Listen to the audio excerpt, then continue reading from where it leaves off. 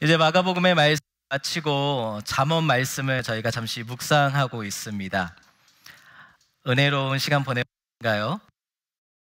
목소리가 좀 작으신 것 같아요. 항상 한 성경의 말씀을 마무리하고 잠언 말씀에 들어가면 깊은 고민에 빠지게 됩니다. 저 역시 그러합니다.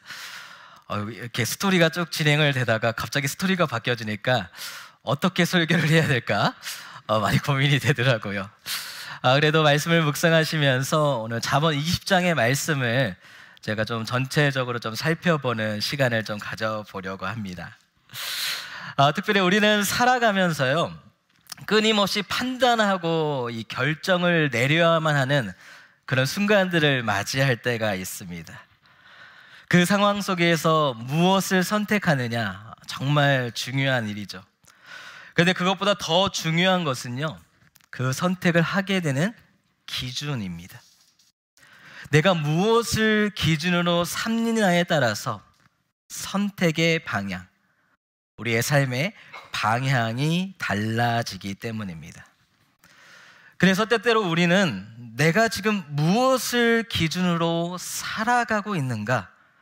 라는 질문을 던져보면서 우리의 삶의 방향성을 점검할 필요가 있습니다. 세상은 끊임없이 다양한 기준을 우리한테 제시하고 있죠. 어떤 사람은 돈이 많으면 성공한 거다, 행복한 거다. 또 어떤 사람은 권력과 명예가 있으면 인생이 성공한 것이다 라고 이야기를 합니다.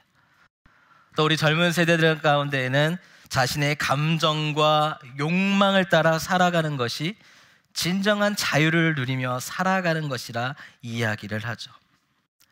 그런데 이러한 세상적 기준들이요, 우리 가운데 혼란과 갈등을 경험케 만들고 있다라는 것입니다.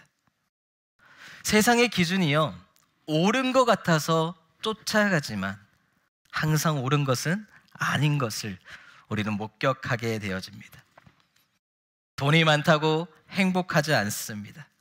권력을 가졌다고 해서 항상 존경을 받지 않습니다.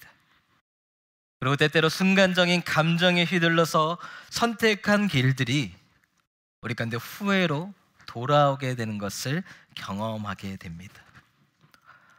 그렇다면 과연 이 땅을 살아갈 때 우리는 무엇을 기준으로 삼으며 살아가야만 하는가? 우리는 이미 그 답을 잘 알고 있습니다. 바로 하나님의 말씀인 성경이죠.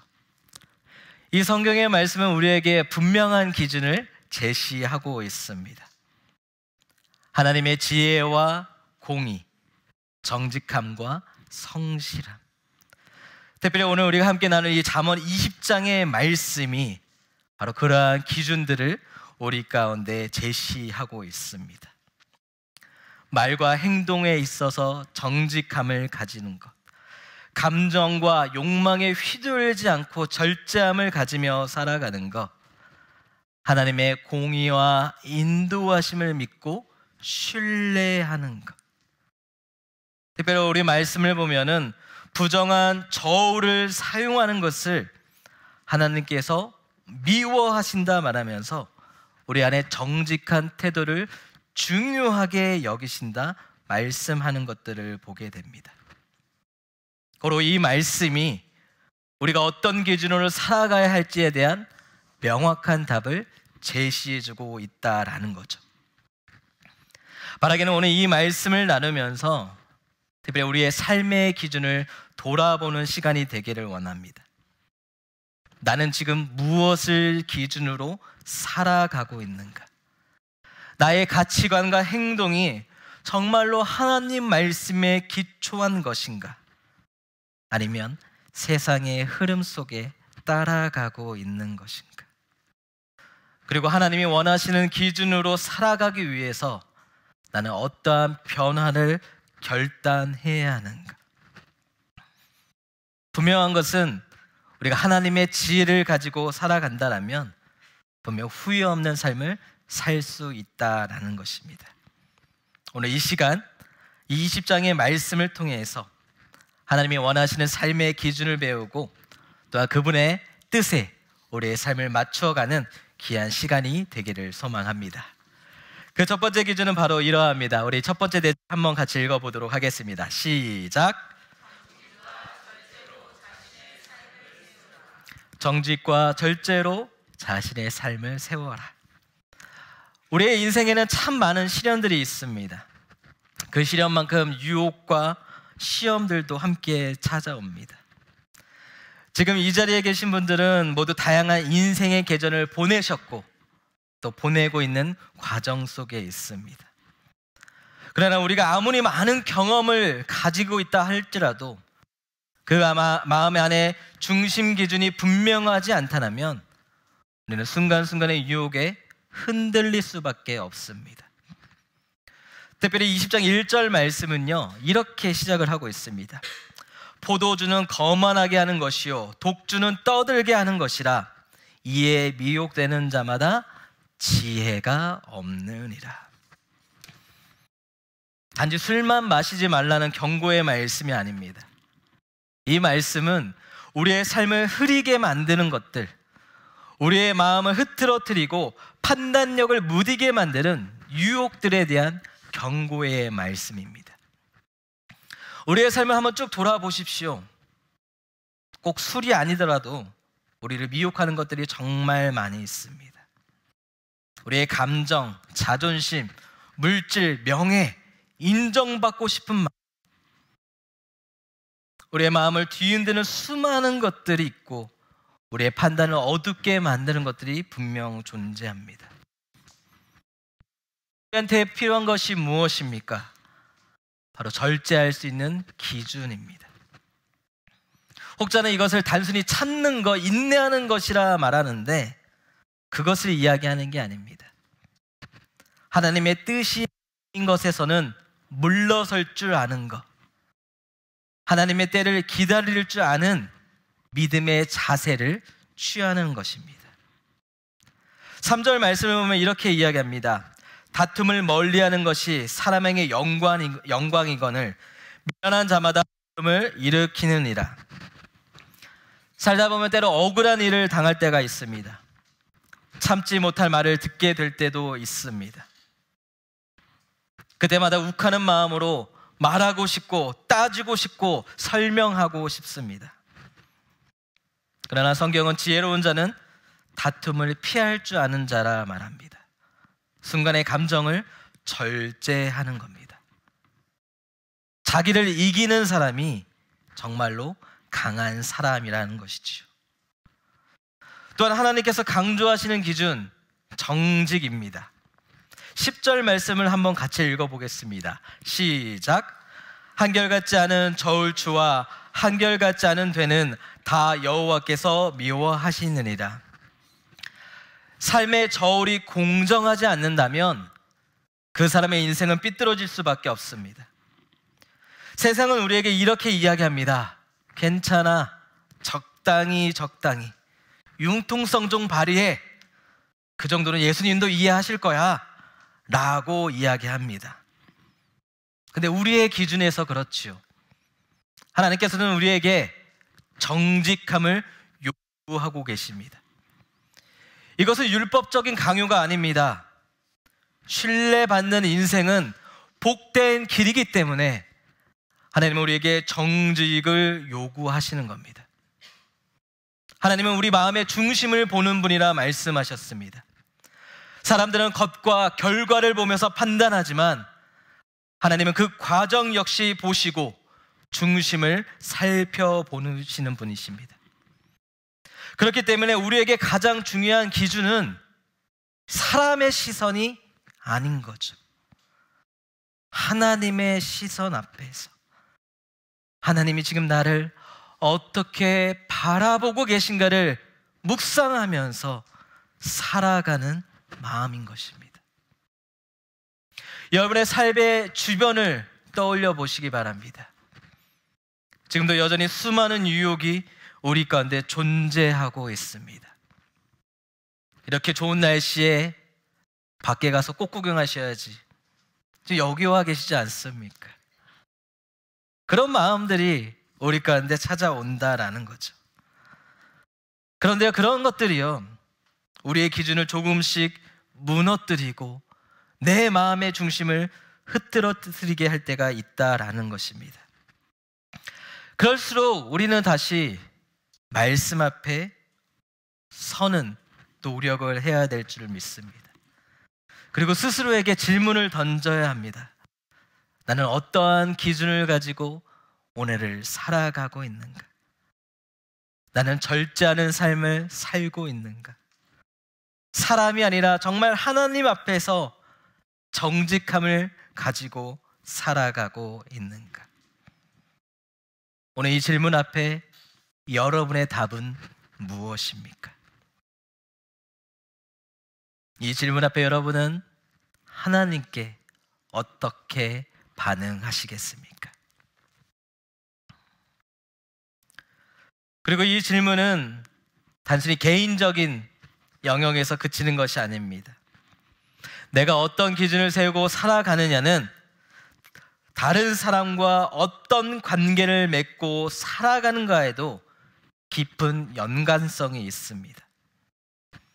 내 안에 절제함이 없다라면 말과 행동으로서 우리는 사람에게 쉽게 상처 입힐 수 있고, 내 안에 정직함이 없다라면 사람들의 관계 속에서도 신뢰성을 잊게 될 것입니다.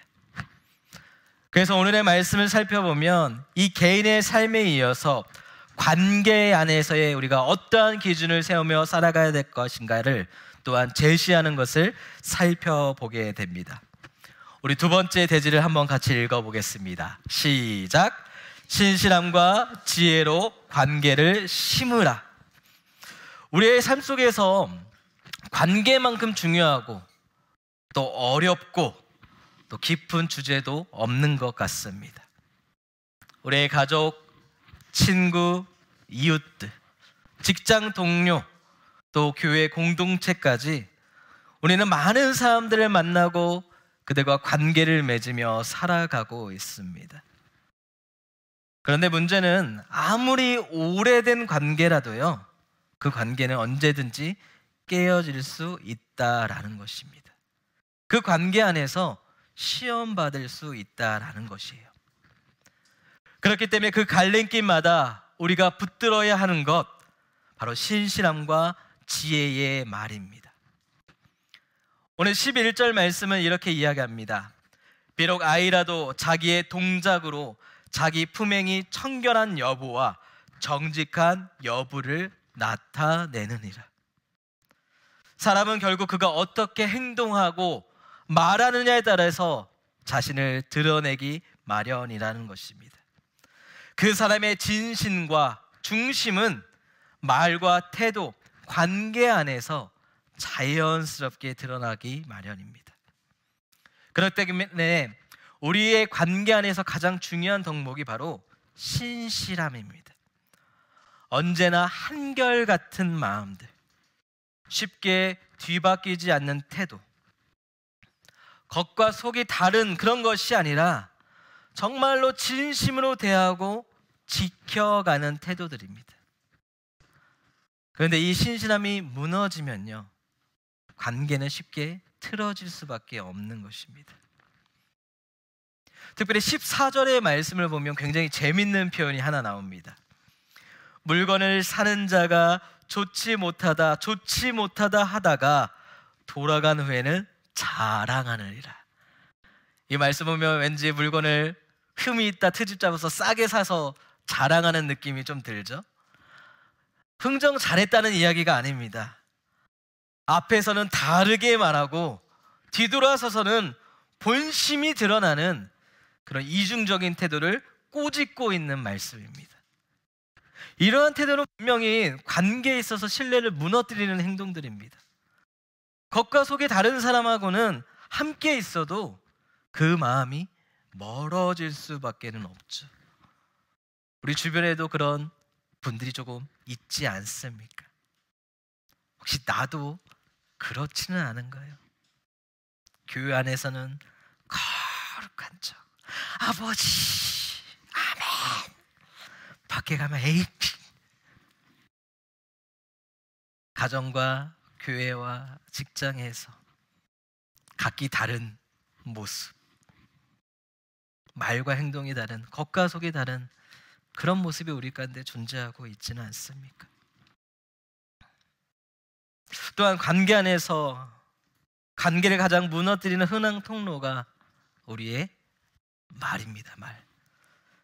19절 말씀을 이렇게 이야기합니다. 두루 다니며 한담하는 자는 남의 비밀을 누설하나니 입술을 벌린 자를 사귀지 말지니라. 말 한마디로 위로할 수 있지만 그 말 한마디로 사람의 말에 칼을 꽂을 수도 있는 겁니다. 특히 나이가 들수록 말의 무게가 더 커지는 것을 여러분 경험하고 계시죠? 우리가 말을 한다는 것은요, 어떠한 이야기를 나누는 것이 아니라 우리의 인격과 우리의 신앙의 통로를 보여주는 것들이 되어집니다. 저도 이 말 때문에 참 고생할 때가 많이 있는 것 같습니다. 여러분도 그러한 것들을 경험하고 있지 않습니까? 우리가 관계 속에서 이러한 말의 지혜, 신실함을 잃어버리면 우리의 관계는 가벼워질 수밖에 없습니다. 쉽게 깨어지는 유리와도 같은 관계가 될 수밖에 없습니다. 그렇기 때문에 정직한 말, 절제된 말, 그리고 진심 어린 말들, 우리가 붙들어야 할 말의 지혜가 있습니다. 20절 말씀을 보니까 이렇게 경고하는 것이 있습니다. 자기의 아버지나 어머니를 저주하는 자는 그의 등불이 흑암 중에 꺼짐을 보니라. 가족, 특히 부모와의 관계에 있어서, 자녀의 관계에 있어서 말의 태도를 우리 하나님이 매우 무겁게 다루는 것을 보게 되어집니다. 이 말 한마디가 하나님의 복을 끊어버리기도 하고 저주를 불러오기도 하는 것입니다. 그런데 우리가 우리의 가족들에게 가장 말실수 많이 하지 않습니까? 저도 항상 회개합니다. 우리 아들을 볼 때, 우리 아내를 볼 때, 특별히 저희 아내, 제가 화가 나면 저희 아내 이름을 부르거든요. 저희 아내 이름을 아시는 분들은 아실 겁니다. 홍년입니다. 전홍년인데 화가 나서 이름을 세게 부르면 왠지 욕하는 것 같습니다. 이름을 불러주는데 마음은 시원해요. 이름을 불러주는데 마음이 아파요. 그런데요, 여러분, 우리가 가족들한테 정말 실수 많이 하지 않습니까? 우리의 가정이 깨지는 이유도 바로 말 때문인 것을 많이 보게 되어집니다. 우리가 정말 관계 안에서 하나님의 평강이 흐르길 원한다면 우리의 입술을, 우리의 말을 돌아보아야 될 줄 믿습니다. 말은요, 관계의 열쇠라는 표현이 있습니다. 그리고 신실한 태도는 관계의 줄기를 세운다 말을 합니다. 이 지혜로운 말을 통해서 우리는 신실한 줄기를 세우고 말의 열매, 지혜로운 관계의 열매를 맺으며 살아가야 할 것입니다. 특별히 우리는 모두가 누군가의 가족이고 이웃이자 또 교회 공동체입니다. 우리 가운데에 정말 말의 지혜를 가지고 진실한 말, 은혜의 말, 격려의 말을 심으며 살아갈 때에 하나님께서 우리 가운데 놀라운 은혜를 부어주시리라 믿습니다. 특별히 우리의 관계를 돌아보면서 다시 한번 나에게 질문해 보셨으면 좋겠습니다. 나는 다른 사람들과 어떤 마음으로 관계를 심으며 살아가고 있는가? 정말 신실하게 진실함으로 대하는가? 아니면 거짓으로 속이고 있는가? 또 특별히 내 말과 태도로 인해서 혹시라도 상처 주었던 관계가 있다라면 오늘 이 말씀을 통해서 그 신실함과 지혜의 말을 회복하시고 또 관계 회복이 일어나는 은혜가 있기를 축복합니다. 그리고 무엇보다도 우리가 기억해야 할 것은요, 우리가 지키는 이 모든 기준의 근본적인 출발점, 바로 우리 하나님께 있다라는 것입니다. 우리의 관계는 사람과의 관계에서 끝나는 것이 아니라 하나님 앞에서 어떻게 살아가는가가 우리 삶의 기본 중심이 되어야 합니다. 우리가 관계 안에서 신실을 잃지 않고 우리의 말이 진실되고 지혜롭게 흘러갈 수 있는 이유는 바로 하나님이 우리의 삶의 기준이 되어 주시기 때문입니다. 정말 우리가 하나님을 경외하고 그 앞에 올바른 삶의 기준을 세울 때에 우리의 모든 관계가 회복되어지고 삶 가운데는 참된 평강이 임하게 될 줄 믿습니다. 그렇다면 과연 어떻게 하나님 앞에서 살아가야만 하는 것인가? 우리 마지막 세 번째 제게 읽어보도록 시작. 겸손한 신뢰로 하나님께 겸손한 신뢰. 하나님의 거룩함을 따르고 그분하는 마음을 가지고 살아가는 것, 바로 우리가 붙잡아야 할 가장 중요한 기준이 되는 것입니다. 21절은 이렇게 이야기합니다.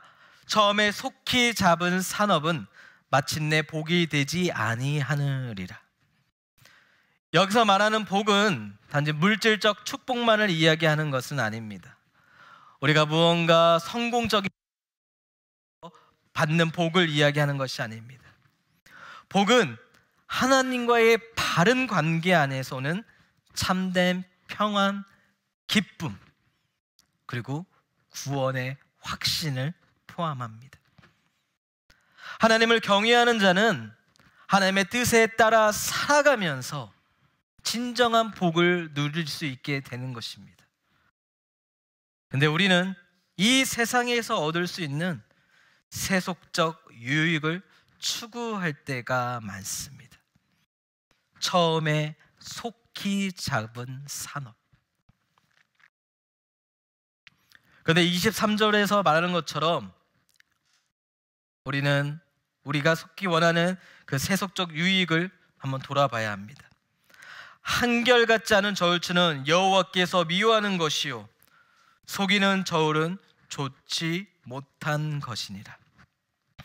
세상에서는 속이는 저울, 불공정한 방법으로 이익을 추구하라 이야기합니다. 결과만 좋으면 됐지 뭐 어때? 이런 것들을 이야기한다라는 것이죠. 근데 하나님은 정직하고 공정한 길을 우리한테 요구하고 있습니다.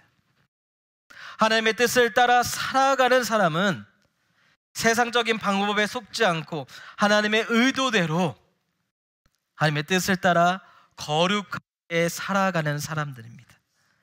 이것은 단순히 도덕적이고 윤리적인 삶을 의미하는 게 아닙니다.